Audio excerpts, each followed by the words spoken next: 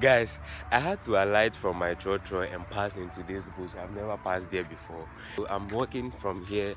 I don't know if there's a shortcut, so I'm walking to the department. Oh, okay. It actually takes you to the international house. So I'm now going to pass in front of JQB before I'll be able to get to where I'm going. Charlie, this is so stressful. I wish there was a shortcut somewhere I could pass. That's why I said, man, pass it. I'm lost, guys. Like I was following the man, and the man stays in those bushes. Hey, God. This is so unbearable. So, guys, I've stopped following the man. I don't know where he's going. Hey, you know, one thing about our lecturer, prof, is that when he says his time, he doesn't play with his time. And I don't know how I'll manage to get there exactly 6:30, but then we'll try and get there exactly 6:30 so that I don't have any problem with him. Charlie, you can see there are some people at my back, and I was told that they are the city campus, and I'm actually heading to where the main campus students will be picking their buses. So just stick with me. Let's go.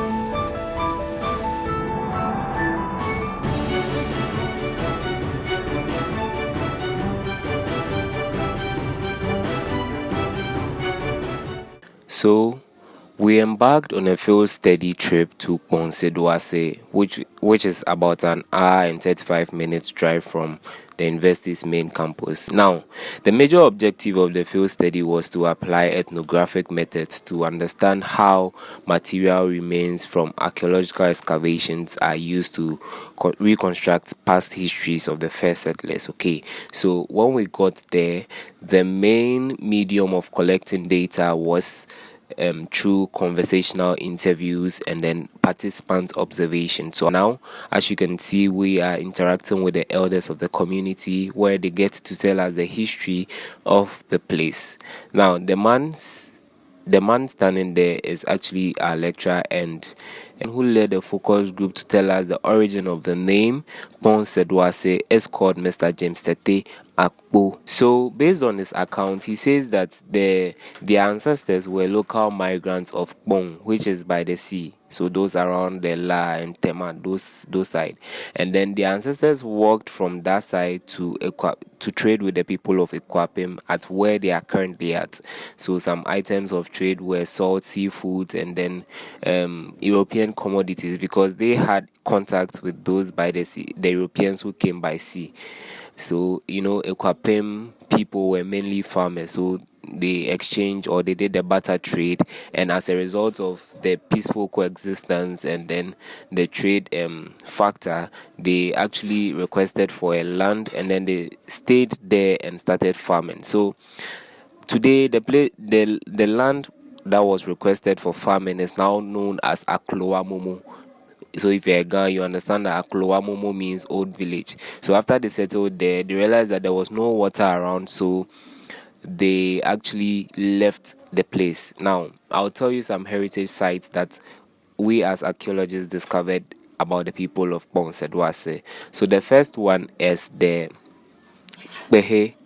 Now, you realize that the trade contact with the Ekwapims was actually situated at Kpone. So as you can see from the video, this is Kpone, and it was a market point or a market center where trading activities were actually taking place. Now, some of the things that we saw, or I saw based on my participants' observation was that there were a lot of broken bottles, bones, and cowrie shells, and smoking pipes. And I mean, the main significance of the place was that it served as a trade point between the Ekwapims and then the Kpones. Now, as a matter of fact, you realize that the vicinity is actually adapting to the modern style of architecture.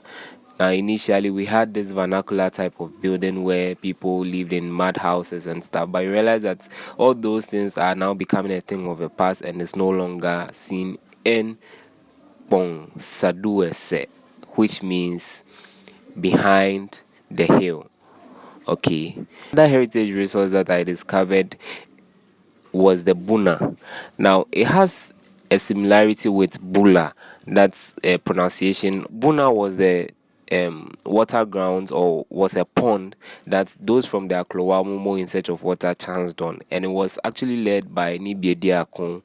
And the Buna actually came to serve as a source of water for domestic and irrigational purposes. You realize that when they bought the land, they were actually engaged in farming activities over there. But now today what we see is that due to the drastic weather condition, the pond has always been drying up, and people are no longer even using it as a source of water, because there are way more means of getting water now.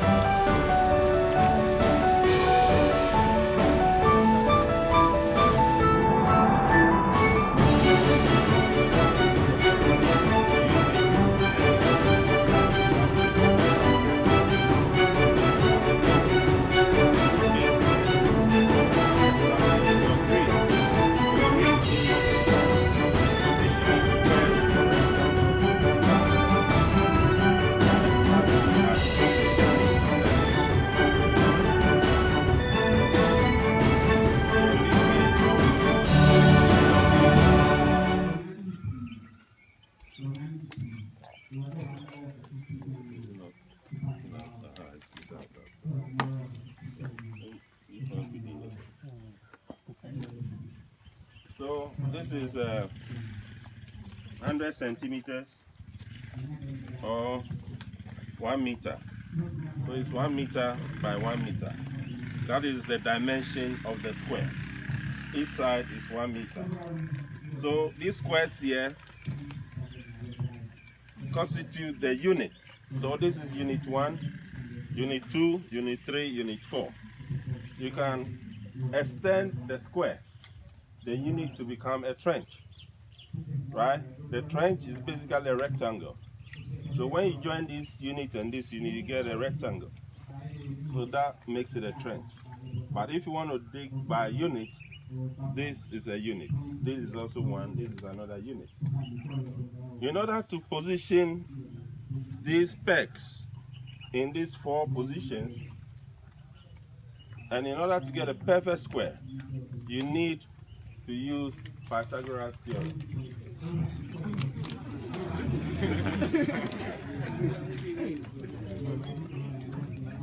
You need to apply mathematics and archaeology. So what is the formula for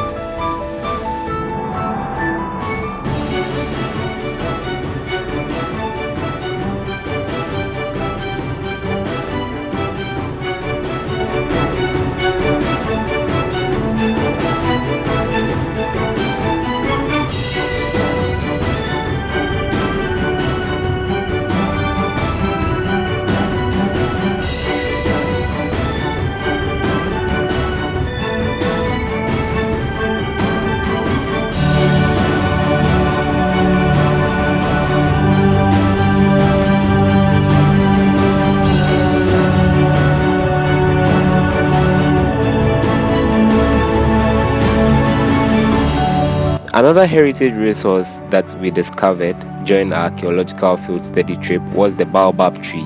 Now, this tree is actually a natural resource. It was not planted by human beings, but then it served as a source for food for early settlers of the Kpone, Saduase community. Okay, the tree even served as a source of medicine, where the bark of it was mainly used to prepare concoctions, which you guys call the herbs. Okay, now as the early settlers moved in search of water and other basic necessities, they found shelter under the tree. Today, when we archaeologists decide to ring the site for excavation, we'll definitely find some trade commodities, like what we saw, or we'll definitely find trade commodities and European commodities on the site. Okay, so that is the Baobab tree.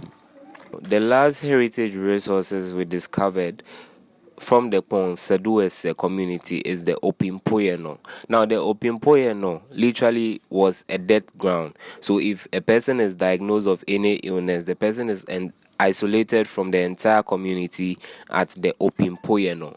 Now, in the community, it was a taboo for people to die. So if you want to die, you just inform the elders of the community and you'll be taken to Opimpoyeno. If you are treated with these local herbs and concoction, then you come back to life. That is when they can get you back to join the community. But then if you really, or if you are really in the state of dying, it is a taboo. It was actually a taboo to die in the community. Now, these practices over time have become outmoded, so it no longer exists in the community. So if, let's say, your family member dies in the community, your family will actually be fined of items like they usually took goats and schnapps, and these goats and schnapps were used to like pacify the land from any calamity. But then you realize that this traces to the ancestors, but the people of Saduase now are mainly Christians. So if you do archaeological excavation, you don't really see much of the deities, or you won't find much of materials on deities and stuff. I don't know if you guys get what I'm saying. So the major importance of the Opimpoyeno was that it served as a site to hospitalize ill people from the community. So as you can see, this is the Opimpoyeno, and today the place looks rocky. So as you can see from the picture, there's nothing that shows that this was a sick bay or something. I mean, we will call it sick bay, but they were calling the place Opimpoyeno. I mean, literally translating to dead ground. Now, it is empirical to say that the indigenous settlers of the Kpone Saduase had a rich heritage resources, but now, due to globalization and modernization, you realize that most of these resources are of no importance to them right now. And you could tell also that one of the major problems that we encountered, or I encountered during the study, was that the Buna pond was actually left to dry up with bushes growing in it. And then when we went to the Baobab tree, just under the Baobab tree, there were cow dungs and toilets, around the place, and it made it difficult for us to stand around it and even take pictures. So as you can see, that is the Baobab tree, and that was a major problem that I faced during the field study. And then when we go to Kpone, you realize that the place has a surface scatter. So whenever rain falls, it wipes away all the material resources. And in archaeology, we learned that there are so many layers of the soil. Okay, so you realize that as there's consistent rainfall and the soil gets eroded or depleted, you realize that it gets to a point that the material remains no longer can no longer be found in the soil. That will actually make it difficult for archaeologists to reconstruct the past. Okay, so basically I've had one or two people asking that, is this even a course to study? Yes, it's actually a course. If you are a fan of history, archaeology should be an interesting and exciting field of study for you. So guys, this is basically our field study trip. If you like the video, don't forget to subscribe and leave your comments below. Let me know what you think about archaeologists. And until then, it's a bye-bye from this side.